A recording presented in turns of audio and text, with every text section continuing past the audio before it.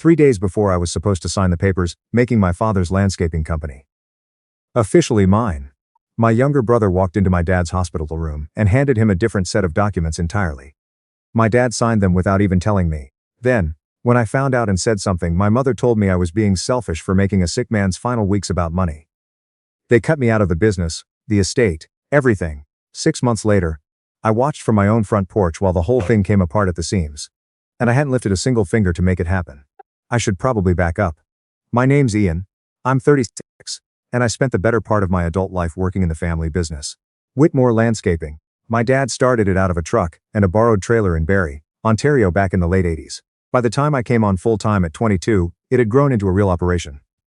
Commercial contracts, municipal maintenance deals, a crew of about 18 guys, equipment yard on the edge of town. It wasn't glamorous, but it was solid. My dad built it the right way. No shortcuts, no debt you couldn't cover, no clients you couldn't call back. I learned everything from him. How to read a contract, how to handle a crew when someone calls in sick at 5 in the morning, how to bid a job close enough to win it, but not so close you bleed out halfway through. I worked winters shoveling drives, so we could keep the guys employed. I skipped vacations. There were 3 summers in a row where I didn't take a single long weekend. Because something always needed doing. I wasn't resentful about it. That was just how it worked. The business was mine to inherit, and so I treated it like it was already mine to protect. My brother, I'll call him my brother because that's what he is, even if it doesn't feel that way anymore, is 4 years younger than me. Theo is what our family always called the smart one. I say that without bitterness now. Even if I couldn't have said it that way a year ago. It was just the family shorthand. Ian's the one in the boots. Theo's the one with the brain. Theo went to Wilfrid Laurier for business, did a finance concentration. Got himself a job at a mid-size firm in Toronto. Doing something with commercial real estate that I never fully understood. He came home for Christmas, sometimes Thanksgiving. Called my parents every Sunday. He was a good son in the ways that were visible. I was a good son in the ways that kept the lights on. My dad got his diagnosis in late February. Pancreatic. Stage 3, leaning toward 4.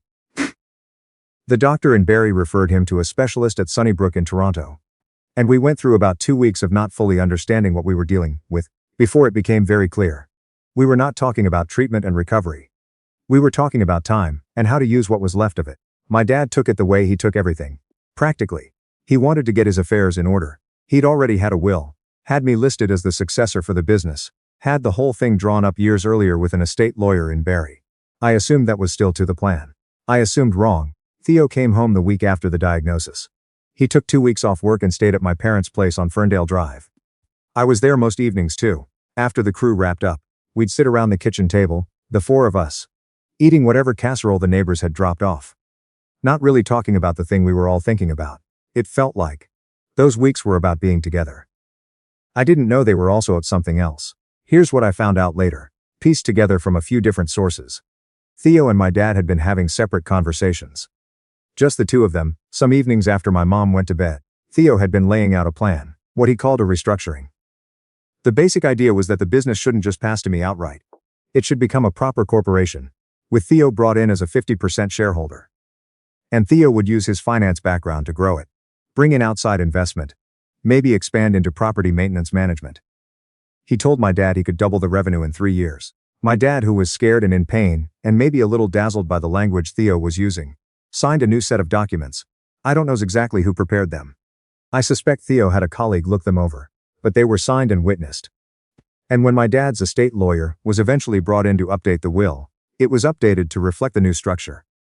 I found out on a Thursday night in late March. My mom called me and asked me to come over, said she and Theo needed to talk to me about the business situation. Those words. The business situation. I remember sitting in my truck in their driveway for a minute before going in, just feeling something cold settle in my chest. Nothing good ever followed that kind of phrasing. Theo walked me through it. Calmly, like a presentation. He had a folder. He talked about shareholder agreements, and growth projections and market positioning. My mom sat at the table with her hands folded, nodding slightly, like she'd rehearsed this too.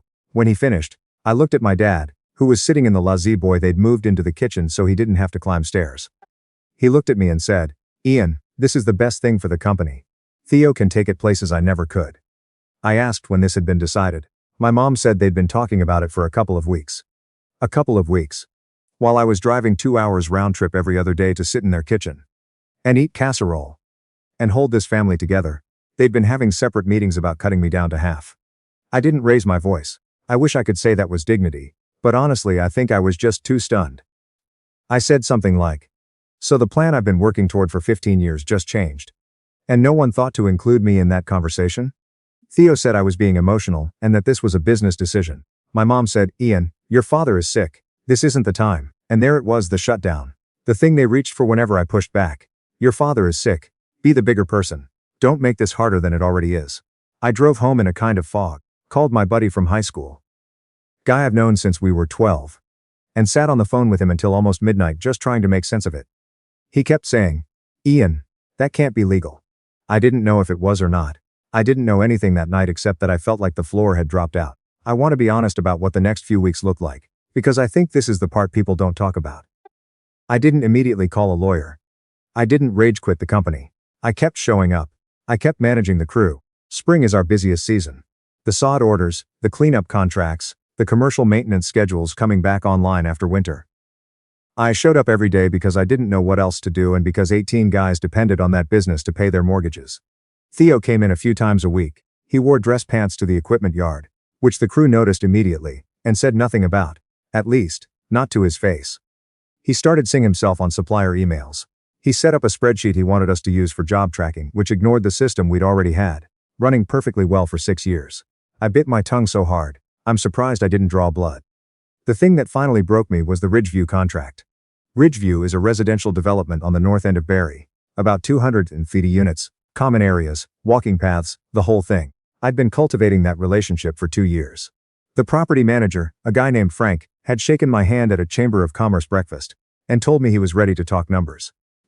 I'd done the site walk, built the quote, had everything ready to present. It was the biggest potential contract in the company's history.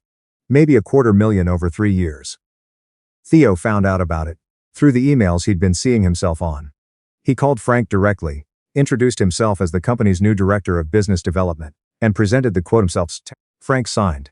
I found out when Frank called me to say thanks, and mentioned how great the meeting with my brother had been. I sat in my truck in the parking lot of a Tim Hortons on Dunlop Street for about 20 minutes. Just sat there. I think I was waiting to feel angry. Instead, I just felt tired in a way I hadn't felt in years. That night, I finally called a lawyer. Not a family friend, not someone my parents had recommended, someone I found on my own. A woman in Barrie who handled business disputes. I laid out the whole situation. The original succession documents, the new shareholder agreement, the timeline.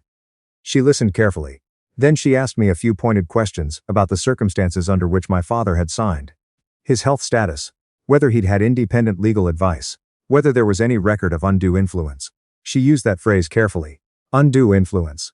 She explained that in Ontario, if someone signs legal documents while in a compromised medical state, particularly without independent advice, and particularly if a beneficiary was present and helping facilitate the signing, those documents can be challenged. She wasn't promising anything. She was just saying. There were questions worth asking. I didn't do anything with that information right away. My dad was still alive, and I wasn't going to blow up at the family during his last weeks. Whatever I thought about Theo, whatever I thought about my mom, I wasn't going to put my dad through a legal fight while he was still in that Lisa boy in the kitchen. My dad passed in June. It was a Sunday morning. My mom called me at 7, and I drove over and we sat with him for the last few hours. I will not say much about that part. Some things belong only to the people who were there. The weeks after were logistics. The funeral in Barrie, which was well attended. My dad knew a lot of people and a lot of people knew him. The business kept running because the crew kept showing up, which is the thing about people who actually do physical work. The job doesn't pause for grief. I appreciated that, in a strange way. Having somewhere to be. About 3 weeks after the funeral, Theo came to me with a proposal. He wanted to buy out my shares. He'd had the business valued. Hired a firm in Toronto I'd never heard of, and he came in with a number that was, to put it gently, insulting. I'd built up that company alongside my dad for over a decade. The number Theo was offering didn't come close to reflecting what my years of work had contributed. I told him no. He told me the offer would go down if I didn't take it soon, because he was planning to bring in an outside investor and restructure the ownership again, diluting my shares. I looked at him across the desk, that had been my dad's, and said, "Do what you have to do." He did.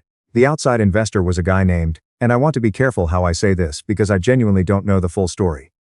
Someone Theo had met through his Toronto network. Commercial real estate background. Money to deploy. He came in as a minority partner. But the arrangement gave Theo the operational authority he needed to basically run the business his way. without needing my sign-off on decisions. That's when I finally told my mom what was happening. Not to get her on my side, I'd given up on that, but because I thought she deserved to know that her younger son was systematically leaked her older son out of everything their husband had built. She listened. Then she said, "Ian, Theo is trying to grow the business. Your father would have wanted that." I said, "Dad never met this investor. He never agreed to bringing in outside money. He built this company on no debt and no outside control. You know that." She said, "Things change." I stopped going to Sunday dinners after that. Here's the part I didn't know was happening while I was pulling back. Theo's investor, the one from Toronto, had done commercial real estate, yes. But some of what he'd done in commercial real estate had attracted attention from the Ontario Securities Commission. Not charges, not yet, but an open inquiry. Something about the way a development fund had been structured and marketed to retail investors. Theo didn't know about it, or if he did, he thought it was resolved. It was not resolved. I found out the way you find out things you weren't supposed to. Someone told me. One of the commercial real estate contacts I'd made over the years through the chamber, a woman who ran a property management company and had her ear to the ground, pulled me aside at a networking breakfast in October and said, "Ian, you need to know something about the person your brother partnered with." She gave me a name. I looked it up. The OSC inquiry was public record, buried in their enforcement database, but findable if you knew what to search. I sat on that for 2 weeks. I want to be honest about why. I wasn't sure what to do with it. I hadn't gone looking for it. I wasn't plotting anything. I just had information that made me very uncertain about the future of a company I still technically co-owned. Eventually I called my lawyer again, laid out the new information. She said that if the business was implicated in any way in activities under OSC review, as a shareholder of record, I could potentially have exposure. She strongly recommended I document everything, my role, my separation from the new investor relationship, the timeline of decisions made without my input. She also, without saying it directly, made clear that if I had knowledge of potential securities issues and did nothing, that wasn't a comfortable place to be. I did what she recommended. I documented. I had no involvement in the OSC matter itself. I want that to be absolutely clear. But I did, through my lawyer, ensure that my documentation was available to the relevant parties if it was ever requested. She filed a disclosure statement on my behalf that essentially put a paper trail on record. I was a co-owner. I had been pushed out of operational decision-making, and I had no knowledge of or participation in the investor's outside activities. I also quietly contacted Frank at Ridgeview. We had coffee. I told him I was concerned about the stability of the business structure and that if anything changed with his service agreement, I hoped we could speak directly. Frank is a careful guy. He started asking questions of his own. I won't draw this out. The OSAC inquiry became formal in November. The investor was named publicly. 3 other companies he'd worked with were mentioned. Whitmore Landscaping was not charged with anything, but it was mentioned in the disclosure documents as one of his active business relationships at the time of the inquiry. That mention was enough. Ridgeview pulled their contract. 2 other commercial clients followed within a week. The crew started getting nervous, and when crews get nervous, the good ones start taking calls from competitors. By December, Theo was operating a company that had lost its biggest contracts and half its experienced staff, with an investor partner under regulatory scrutiny, and a business structure that hadn't been stress-tested by anything resembling an actual hard season. I heard all of this secondhand. I wasn't there for any of it. I'd been doing what I should have done months earlier, which was building something separate. I'd reached out to a few of the guys from the crew who'd worked with me longest. Guys whose judgment I trusted, and who I knew were unhappy with the direction things had gone. 3 of them agreed to come with me when I was ready. I'd quietly put together a business plan, filed the paperwork for a new sole proprietorship in October, lined up equipment financing through a business development loan, found a property to lease for a yard on the east side of town. I was ready before the collapse. That's the part I want to be honest about. It wasn't that I sat back and let the universe handle it. I'd been building the exit while the walls were falling, and the 2 things just happened to arrive at the same time. Theo called me in mid-December. I hadn't spoken to him in about 2 months. His voice was different, not the guy with the presentation folder and the projected residue charts. Just my younger brother, calling on a Thursday night, sounding like he hadn't been sleeping. He said the investor was out, said they were in a dispute over the partnership terms, that the guy was claiming Theo had misrepresented the business's financial health. He said the crew was down to 11 guys and dropping. He said 2 of the commercial contracts were gone. I said I know. He said, "You knew about the investor before this, didn't you?" I said I found out in October. Silence. I could hear him breathing. "Then why didn't you tell me?" I thought about that for a moment. Then I said, "You presented me with a folder, Theo. You told me it was a business decision. You CC'd yourself on my emails and called my clients. And bought out my shares with a number you knew wasn't fair. At what point in there did you want my help? He didn't have an answer for that. He said, what am I supposed to do now? I said, figure it out. You're the smart one. That was a hard thing to say. I'm not going to pretend it felt good. He's still my brother. But there are some moments where softening the truth does more damage than the truth itself. My mom called the next morning. I let it go to voicemail. She left a message saying she thought I might have had something to do with the contracts falling through, that people were talking and that my name had come up. She asked me to call her back. I called her back that evening. I told her, clearly and without anger, what had actually happened. I told her about the OSC inquiry, about the investor's background, about my lawyer's advice, about the disclosure I'd filed. I told her none of it was something I had done to Theo. It was something that had already existed, that I'd documented my distance from in order to protect myself. She was quiet for a long time. Then she said, you should have told us when you found out. I said, I found out in October. Theo brought this investor in August. Nobody told me about that either. More quiet. Eventually she said, your father would be heartbroken. I said, I know, I think about that too. And I meant it. I did think about it. I still do. My dad built that company clean and it ended messy.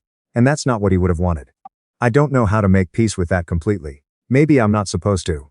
Whitmore Landscaping, the version Theo ran, suspended operations in February. The assets were sold to cover the debt that had accumulated. The business my father built over 30 years, liquidated in 18 months. I incorporated Meridian Property Services in January.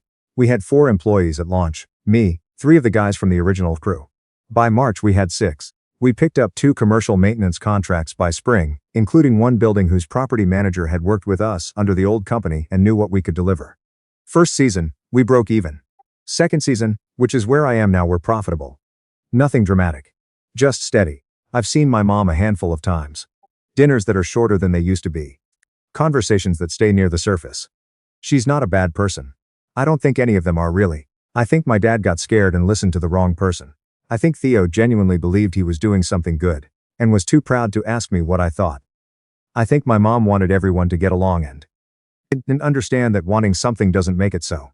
What I understand now, that I didn't a year ago, is that blood is the beginning of a relationship. Not the whole thing. My dad and I had a real relationship because we built one. In muddy fields and early mornings and years of showing up. Blood gave us the starting point. The rest was work, and you can't transfer that. You can't sign it over to someone else with a folder and a finance degree. Theo and I don't talk much. He's in Toronto, back in commercial real estate, trying to rebuild his reputation after the investor situation attached itself to his name. I genuinely hope he manages it. I mean that. But I'm not waiting for an apology that may never come, and I'm not going to spend my energy being angry at someone for being exactly who they always were. What I've got now is mine. That's not a small thing. It took losing everything I thought I was going to inherit to figure out what I was actually capable of building on my own. My dad used to say, the business doesn't owe you anything. You earn it every day or you don't. I used to think he was talking about work ethic. Now I think he was talking about something bigger than that. About what you actually own versus what you're just holding until someone takes it. I know the difference now. And I'm not going back.